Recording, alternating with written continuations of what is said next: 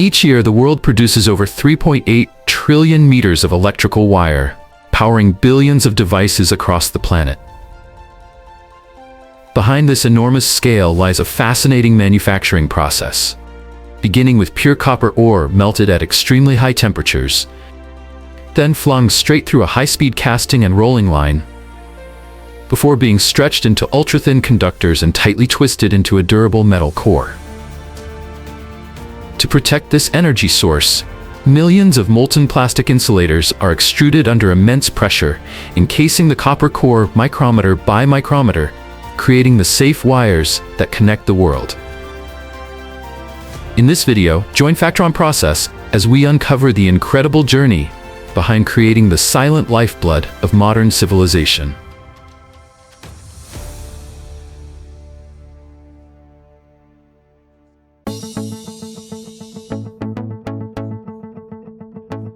First developed in the late 19th century, electrical wiring transformed the way people use and distribute energy, becoming one of the most important foundations of the modern world. Today, the global wire and cable market is valued at more than $270 billion and is expected to continue growing rapidly, driven by the expansion of electric vehicles, renewable energy, artificial intelligence, and data centers. What makes copper especially valuable is that the majority of the copper core inside electrical wires can be recycled almost indefinitely without losing its conductivity. As a result, millions of tons of copper return to the production line each year instead of being replaced entirely by newly mined material. This makes electrical wiring not only one of the most important industrial products in the modern world, but also part of one of the most highly recyclable material systems in modern industry.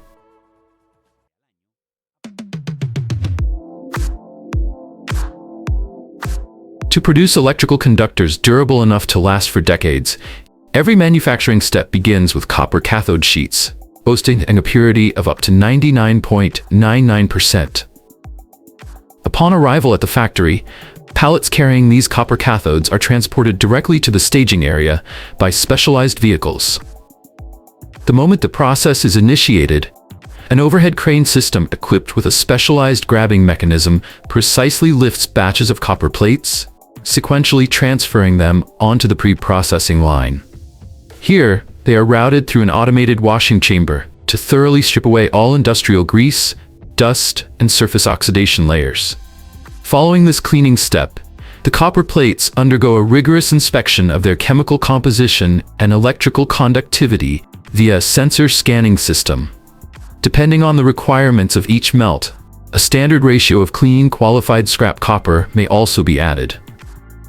Only materials meeting these strict standards are permitted to proceed further down the production line.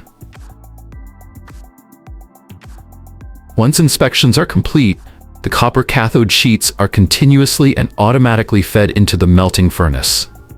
Inside, the temperature is raised above 2000 degrees Fahrenheit, causing the metal to become fully molten. Throughout the process, the system continuously regulates the temperature and controls the furnace atmosphere to limit oxygen absorption by the copper, while also forming a protective slag layer on the surface.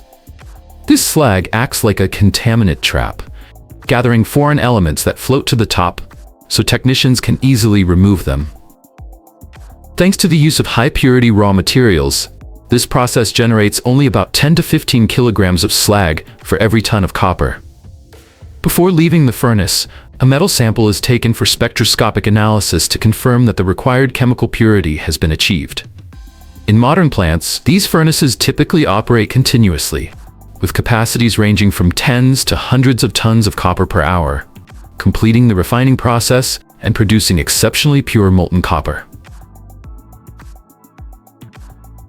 After refining, the molten copper is not allowed to cool in separate molds.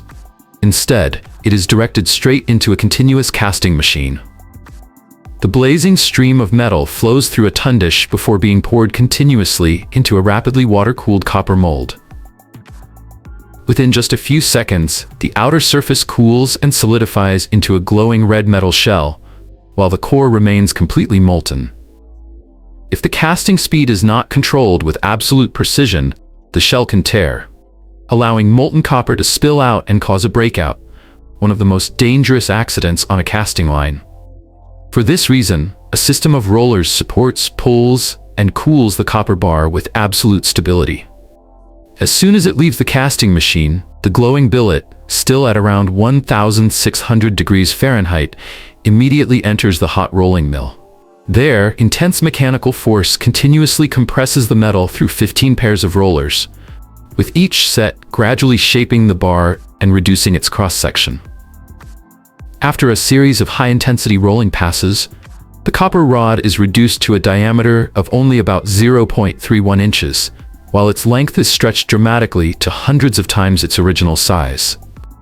At the end of the line, the copper rod is rapidly cooled and guided directly into the rotating laying head. Here, the laying system spins continuously at high speed, bending the rod into uniform loops and depositing them onto the platform below. The copper rings stack one after another, locking together to form massive coils weighing several tons. Immediately afterward, specialized forklifts move in, lift each coil onto a steel rack, and transport it directly to the storage warehouse before distribution to manufacturing plants. Every year, the global metallurgical industry produces more than 25 million tons of this type of copper rod, the essential raw material used to draw hundreds of millions of kilometers of electrical conductor, supplying energy to power grids, telecommunications networks, and modern infrastructure systems around the world.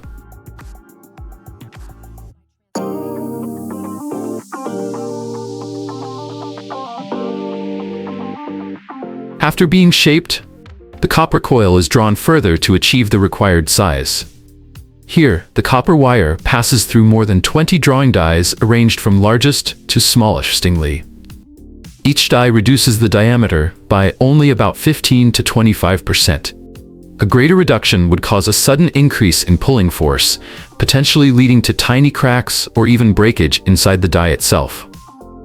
Throughout this process, lubricant is continuously supplied to the wire's surface to reduce friction, while a cooling system maintains a stable temperature as the wire moves at nearly 30 feet per second. After each pass through a die, the copper wire becomes thinner, while its length increases significantly, with its weight remaining almost unchanged. Depending on production requirements, the final diameter can be as small as 0.006 inches, not much thicker than a human hair. After being drawn to the desired size, the copper wire also becomes stiffer and gradually loses its natural ductility. If bent or braided in this state, the wire is highly likely to develop tiny cracks, reducing its strength. Therefore, the entire coil is placed in an annealing furnace at a temperature of approximately 750 to 1,100 degrees Fahrenheit. This temperature is just high enough for the internal structure of the copper to rearrange itself without melting the metal. Once the annealing process is complete, the copper wire remains almost unchanged in size and shape, but becomes significantly softer and more flexible. As a result, it can withstand repeated bending, twisting, or braiding without breaking easily. After being annealed, the copper wires are pliable enough to begin the braiding process. Dozens of copper wire coils are placed on the braiding machine, with each coil continuously releasing wire at a precisely synchronized speed before the strands converge at a single point. As the machine begins rotating at approximately 1,500 revolutions per minute, each copper wire follows its own path and gradually twists tightly around a central axis. The key is not speed, but uniformity. The system keeps the tension of every strand nearly identical, because if even one wire is looser than the others, the entire copper core can become off-center, lose its round shape, and must be rejected during production. At the machine's output, the bundle passes through a shaping die, which presses the copper strands tightly together before the finished core is wound onto a reel. From the outside, the copper core appears to be a single wire, but in reality, it is made up of many smaller strands bound closely together. This structure makes the core significantly more flexible, distributes stress during bending, and reduces the risk of fracture after thousands of use cycles. For For this reason, stranding has become the standard method in modern copper wire production. Next, the braided core is passed through a diameter measuring and roundness inspection system to detect any loose, off-center, or incorrect twist pitch. Only core sections that meet the correct cross-sectional area and uniformity are allowed to proceed to the end of the production line. At the end of the line, the copper core is guided through a tension control system and automatically wound around a rotating drum. The moving guides ensure each turn of wire is evenly distributed, forming large, compact coils ready for the insulation process. Before packaging, every coil of copper wire must pass through one final round of inspection to confirm that it meets all required quality standards. The coil is first fed through an automated inspection system, where sensors continuously monitor the surface condition and diameter of the wire as it moves along the line.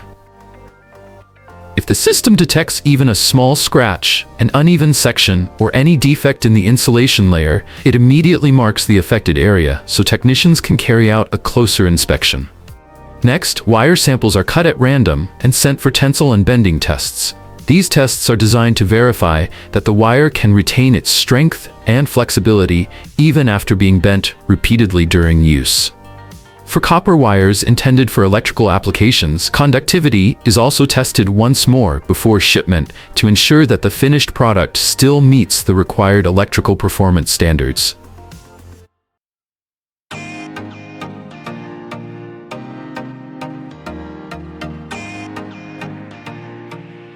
The plastic coating surrounding the electrical wire is only a few millimeters thick, but it determines the insulation, fire resistance, and durability of the product over many years of use.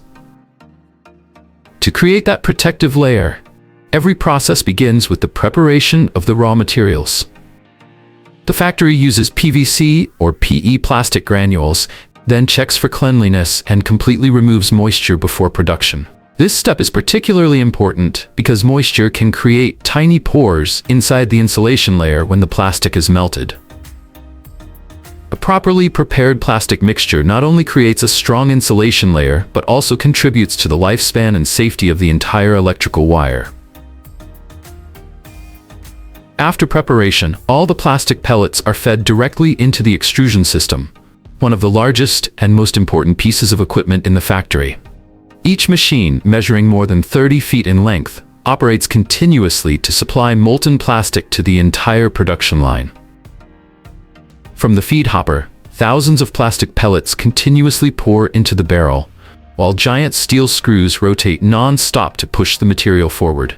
The plastic pellets then pass through several heating zones, where temperatures range from 390 to 430 degrees Fahrenheit. Within just a few seconds, the hard pellets melt completely into a thick, uniform stream of material. The screws continue mixing the molten plastic with colorants and additives, ensuring that every component is evenly blended before reaching the extrusion head. Before leaving the machine, the plastic stream is filtered once more to remove even the smallest impurities, helping ensure that the finished insulation layer remains uniform and stable. This is the moment when the copper core truly becomes a complete electrical wire. Within just a few seconds, a layer of molten plastic completely encases the metal surface, forming the first protective barrier that allows electric current to be transmitted safely. Inside the extruder, the plastic is maintained at a temperature of approximately 390 to 430 degrees Fahrenheit, allowing it to flow as a smooth, uniform material before tightly surrounding the copper core. Meanwhile, the copper wire is continuously pulled through the die at speeds of up to 2,000 feet per minute on modern production lines. Even at such high operating speeds, the insulation layer must maintain a consistent thickness along the entire length of the wire. Immediately after leaving the extruder, the electrical wire passes through a cooling water bath, measuring approximately 60 to 100 feet in length. This rapid drop in temperature helps the plastic layer stabilize its shape and bond firmly to the copper core. If the insulation becomes even slightly thinner than the required standard at a single point, the entire coil may fail the quality control tests in the next stage. Before being coiled and manufactured, electrical wires must pass a series of tests to ensure safety throughout their use. First, a sample section is placed in front of a flame for a specified time to test the rate of flame spread, the length of the burning section, and the self-extinguishing ability of the electrical layer. If the flame spreads too quickly, the plastic continues to burn or produces hot sparks, the batch of wire may be deemed substandard. Other samples are then subjected to a tensile testing machine to measure the strength, elongation, and adhesion between the plastic layer and the copper core. Simultaneously, technicians test the electrical conductivity and continuity of the core. Any wire sections with incorrect parameters are marked and discarded before moving on to the finishing stage. After completing all tests, the wire is fed into an automated winding system. The machine continuously adjusts the tension to ensure the wire is wound evenly from the first to the last layer, preventing twisting, overlapping, or deformation of the insulation. While the wire is being wound, the length measurement system operates continuously to ensure each coil meets the specifications. Depending on the product line, a coil can contain hundreds to thousands of feet of wire. Once the required length is reached, the machine automatically cuts and secures both ends of the wire and transfers it to the packaging area. Here, each coil is wrapped in protective film, labeled, and assigned a traceability code before being stacked on pallets. From the finished goods warehouse, these coils of wire continue their journey to construction sites, factories, and electrical systems throughout the United States. And so the journey of creating an electrical wire is complete. From tiny copper strands, electrical wires silently connect and power the entire modern world. If you have any further questions, please leave a comment below.